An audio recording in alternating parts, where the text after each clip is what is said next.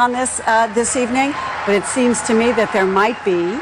Some of them want to rally behind Ted Cruz because they think he can beat Donald Trump in the states. Talking to mostly supporters tonight, or I think there's about 2 rows of reporters in the back of the room. Let's listen in.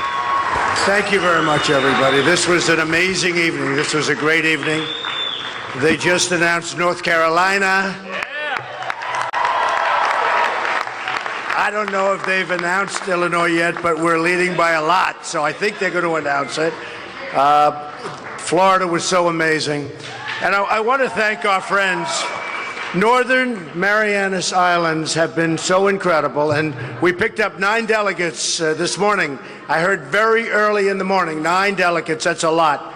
And I just wanted to thank the governor, Ralph Torres, great guy, Chairman Ada, who is a fantastic man, and that was a very nice start to the day, that I can tell you. Many things have been happening over the last short period of time. CNN was very nice. They came up with a poll. The poll said 49% to 14 and 15. We just had one from The Economist, just came out, 53%. And it's sort of interesting because I was watching the news a little while ago, and one of the commentators, who I'm not particularly fond of, but these are minor details, said, but Donald Trump doesn't get over 50%. Because I'm at 43, 45, actually now, according to The Economist, I'm at 53. And I have to explain to these people, they don't understand basic physics, basic mathematics, basic whatever you want to call it. When I don't get over 50, we have 4 people, right? We have 4 people. Do you understand that? So when I get 53, and this one, as an example, I had 53, and that's with 4 people. That's an amazing achievement just mathematically when you can get over 50%. So someday they're going to understand. Someday when we take it all, they'll understand, but it is really ridiculous. I want to thank my family, my boy Eric and Don. They've been working so hard. Ivanka and Jared have been amazing. Ivanka's home right now. In about 2 minutes I'll call, and she's about ready to have a baby, so I don't know. We've been thinking about that now for a little while. But Ivanka has been so helpful, and Jared has been amazing, and it's been just great. I want to thank Barron for putting up with the fact that I never see him anymore. And I want to thank Barron. I never see my Barron, and it's his birthday on Sunday, so we're very happy about that. So it's a little tough, you know, we're going away. And he goes, when are you going to come home, Daddy? When are you coming home? I said, well, in about 2.5 weeks. It's pretty tough. You're traveling all over the place. It's really amazing. Yesterday, I went up to Ohio. I went up to Youngstown. We had an incredible crowd and just amazing people in this country. We have so many great people. We will someday in the not too distant future, if I win, otherwise it's not going to happen, I have to be honest with you. But Apple and all of these great companies will be making their product in the United States, not in China, Vietnam, and all of. And we're not going to be losing our companies. You know, our companies are leaving our country rapidly, whether it's Carrier Air Conditioning, whether it's Ford, whether it's Eaton. I was in Cleveland, and Eaton Corp, they're leaving, and so many companies are leaving. And frankly, I'm disgusted with it, and I'm tired of seeing it, and there's no reason for it. It's just gross incompetence at the highest level. We should not allow it to happen. Pfizer, great company, pharmaceutical company, they're going to Ireland, and there's so many more. You have corporate inversions. You have people can't get their money back into the country because the politicians can't get along. They can't make a deal. Everybody agrees, Democrat and Republican. Everybody agrees the money should come back. There's $2.5 trillion outside of this country. Everybody agrees that the money should be here, and the politicians for 3 years haven't been able to make a deal. And we could make a deal. There's an example of something that you could do if I sat down with a few of the senators, a few of the congressmen. You could make a deal on that in 10 minutes if you knew what you're doing, because everybody wants to do it. And companies are actually leaving our country to get their money, not only because our taxes are too high, which we're going to lower, by the way, But companies are leaving our country in order to go and get money that's their money because there's no way of bringing it in. So we've got a long way to go, but I think at some point it's going to get done. This has been very exciting, this whole process. We started, I was one of 17 people, senators, governors. I've had such great support.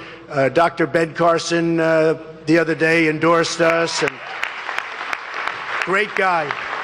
Great guy, wonderful man. And Chris Christie endorsed us. That was so incredible. And today, Pam Bondi came up and endorsed us. She was great, and she is a truly wonderful woman, and the job she's done in Florida is incredible. You know, so many. We've had such incredible support. Paul Ryan called me the other day, tremendous call. I spoke with Mitch McConnell today. We had a great conversation. The fact is, we have to bring our party together. We have to bring it together.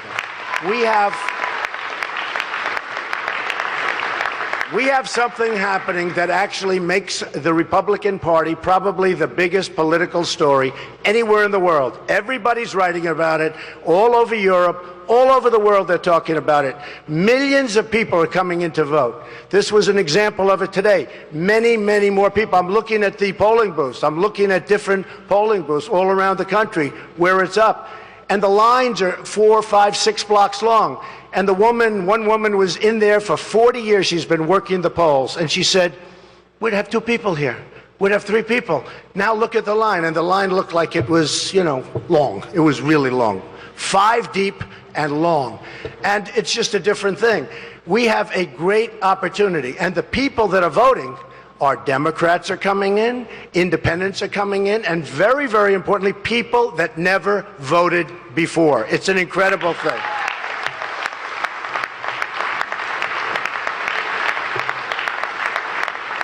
I want to pay my respects, by the way, to Todd Palin, Sarah's husband. Sarah was here. She was incredible. She was making a speech on my behalf, and fantastic. Everybody loves her. And what happened is he was in a very bad accident. He's tough as nails. He's going to be fine. But I just want to pay my respects, by the way, to Todd and Sarah. So our theme, when we started, and Melania and I came down. Yeah, sit down, everybody, please. I mean, this is Mar-a-Lago. We give you seats. You don't have to stand. I'm looking at all these people.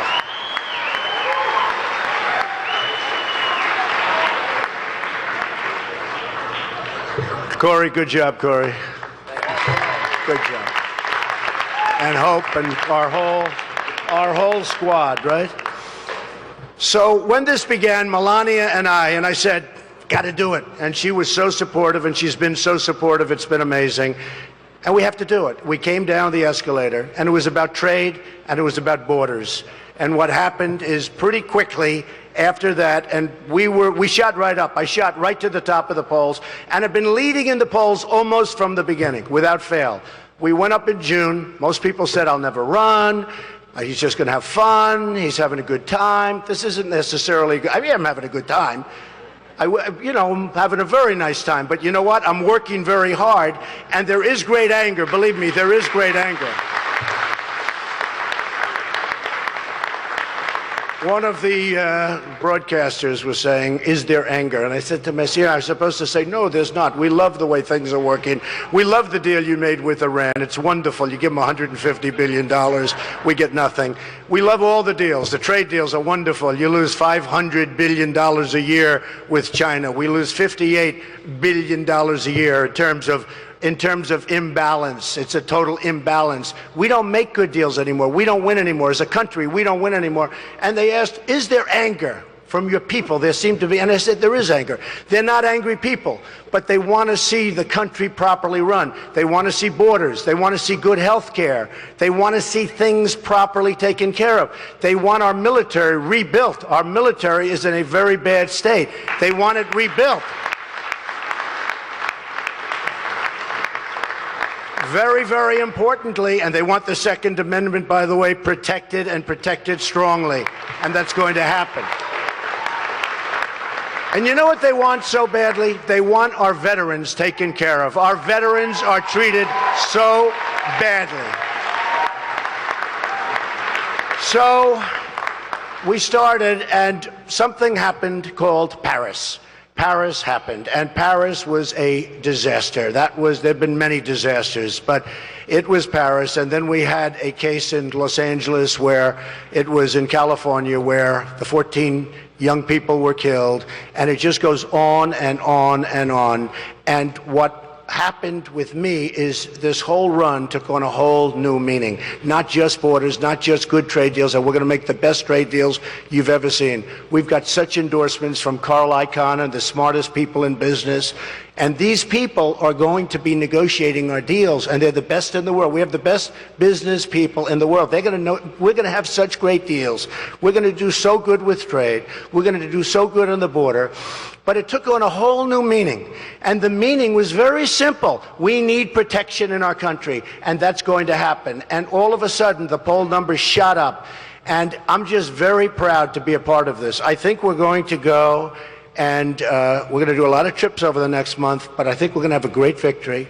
And I think more importantly than anything else, we are going to start winning again. This country is going to start winning again. We don't win anymore.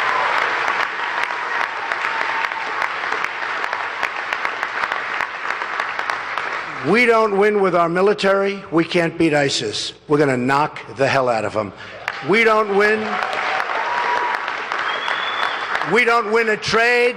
China, everybody. Japan, Mexico, Vietnam, India, name the country. Anybody we do business with beats us. We don't win a trade. We're going to win a trade. We're going to make our country rich again. We're going to make our country great again. And we need the rich in order to make the great, I'm sorry to tell you.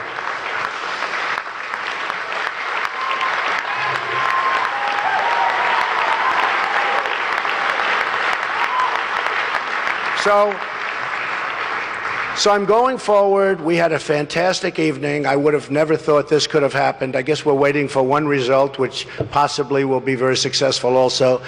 But to win the states that we won, and to win by the margins, and especially, look, this is my second home, Florida. To win by that kind of a number is incredible. It's record-setting.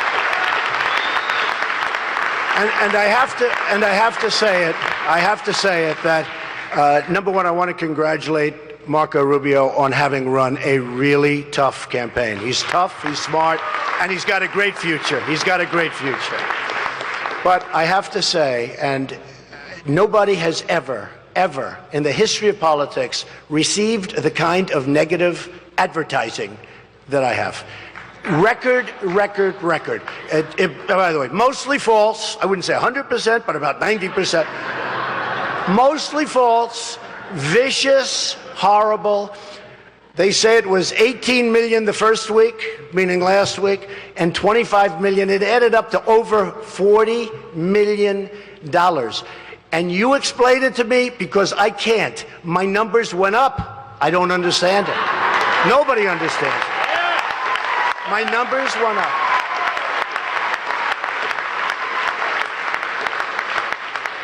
I mean, it's been an interesting experience. Last week, Adam Scott won at Trump National Doral, won the big tournament, the World Championship of Golf. And Adam, who's a great guy, I guess a lot of you folks saw that, but I'm watching, and we have television screens all over, and we're down at this gorgeous green at Doral, and everything's working beautifully, and then a commercial comes on, the worst commercial, and I'm with these wonderful people from Cadillac and all these top executives, and I'm saying, look over there, look, don't watch it, you don't want to watch it. I'm saying, isn't the grass beautiful? Look, don't watch. And they came in waves, one after another, and it was brutal. And then Adam comes, and is this handsome kid from Australia, one of the greatest golfers in the world, made an unbelievable shot on the 18th hole to win the tournament. He's a great champion, and we're giving him the award. And just before we break for a commercial, we'll be right back with our great champion from Australia, Adam Scott. And here's the commercial. And I said, no. And it was two of them. Oh, what a day that was. What a disaster. What a disaster.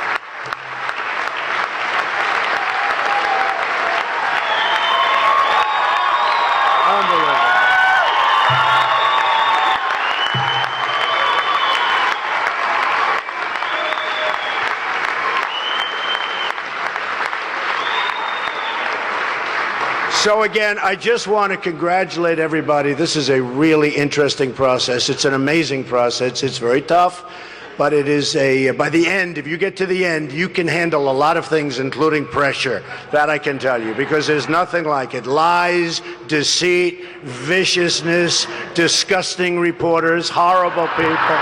Sure. Some are nice. Some are nice. Some really disgusting people back there. That I have to tell you. And I just want to say we're going to go forward and we're going to win. But more importantly, we're going to win for the country. We're going to win, win, win, and we're not stopping. We're going to have great victories for our country. Thank you very much, everybody. Thank you. Thank you.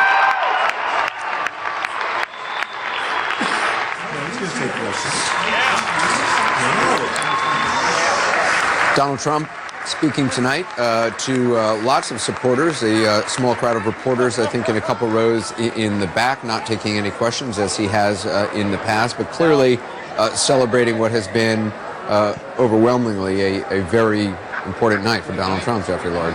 You know, when you're winning Florida, Illinois, North Carolina, and at this point, I think he's ahead by a little bit in Missouri. You know, it's other than winning Ohio. I mean, when you look at the map and you see that tiny little purple dot that represents John Kasich, I honestly don't know where he goes from there. I mean, if he's going to come to Pennsylvania, as Michael said, he's already got ballot problems there. So when John Kasich, you know, what he has said all along, and I talked to him yesterday, and he said this again, is that winning Ohio will change the media narrative. He'll get more interviews. People will be paying attention. They will look at him differently. He moves some forward. Some of that's probably true. But, I mean, there's something going on here in the country. When you look at this map, and all of the places that Donald Trump has carried, how different they are across America. And he's taking places that Ted Cruz should have carried. And he's winning in the Northeast, and he's winning out West. I mean, this is amazing. Listen, the Republican establishment has been completely destroyed tonight. I mean, look at this. I mean, you literally have the only establishment candidate left is Kasich with one state, his own state, that he camped out in for 2 months. It doesn't make any sense. You cannot describe the devastation this guy has wreaked on the Republican Party. The Republican establishment has been destroyed tonight, and you now have Ted Cruz, the ultimate outsider, against Trump, and those are the only options left that are viable. Well, and do you want to attempt to describe the devastation? Or? Well, I think it's written on my face. No question. I've been saying for months now that the damage that Trump has done to the Republican Party and the conservative movement is already done, whether he wins the nomination or not, and it's only going to get worse the farther he goes. But what's fascinating about tonight is, again, like Michigan, he's winning in places that I think a lot of establishment Republicans and election watchers never thought he could. Lake County, Illinois, where, you know, those very affluent suburbs of Chicago are very well educated, very affluent, not supposed to win there, and he is so far. So that's a model that if he repeats it in places like, say, Orange County, California, Westchester County, New York, I mean, it's over. Where can't he win? Paul, you know about super PACs. You are associated with a Hillary Clinton, pro-Hillary Clinton super PAC. The whole, nobody, never Trump movement. The super PACs that have been raising money, running commercials. Does that go away? Does that continue? No, Do they try to coalesce around Kasich? It continues because of John Kasich. Mm-hmm. It continues because Kasich's win doesn't give Kasich a path to the nomination at all. Mm-hmm. But it makes Trump's path so very difficult. Donald Trump, from here on, needs to win 59% of all the delegates remaining in order to win the nomination on the first ballot in Cleveland. Very, very difficult to do. Nobody else can catch him.